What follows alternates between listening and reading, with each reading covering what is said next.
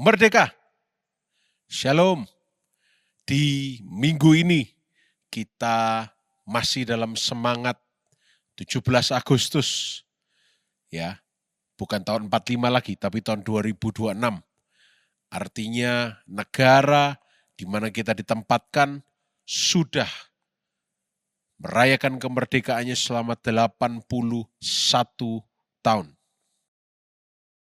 Mari seluruh KPK yang ada, kita mau belajar firman Tuhan. Hari ini kita akan baca di dalam Galatia pasal 5 ayat yang pertama.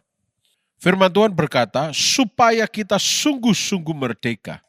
Kristus telah memerdekakan kita. Karena itu berdirilah teguh dan jangan mau lagi dikenakan kuk perhambaan. Semua orang akan bertanya, apa arti kemerdekaan yang sejati? Dari ayat ini kita belajar, justru kemerdekaan sejati itu adalah bila kita menjadi hamba Kristus atau hamba kebenaran. Ya, bukan dimerdekakan dari Kristus, tapi dimerdekakan oleh Kristus. Dalam hal ini kita bebas dari kuk hamba dosa. Ya, dan justru menghambakan diri kepada Kristus. Kalau kita belajar sejarah yang ada di Alkitab, salah satunya mungkin dalam Kejadian 20 ya, ayat awal-awal, ayat 1, ayat 2. Di situ dicatat bahwa Tuhan Allah itu membebaskan, memerdekakan bangsa Israel dari Mesir. Setelah dimerdekakan, saudara pasti tahu yang namanya 10 perintah Allah. Jangan ini, jangan itu, jangan ini.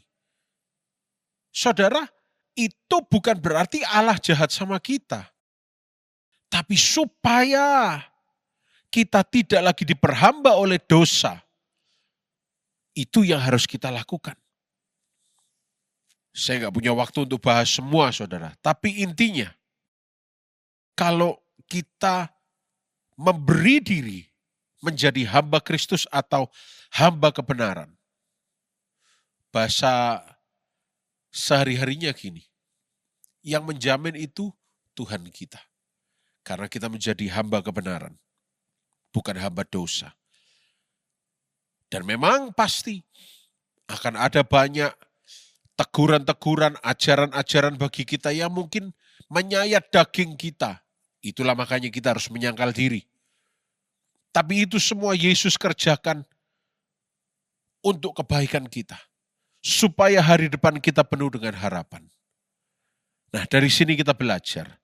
Memaknai kemerdekaan yang sejati, itu bukan menjadi pribadi yang seenaknya sendiri.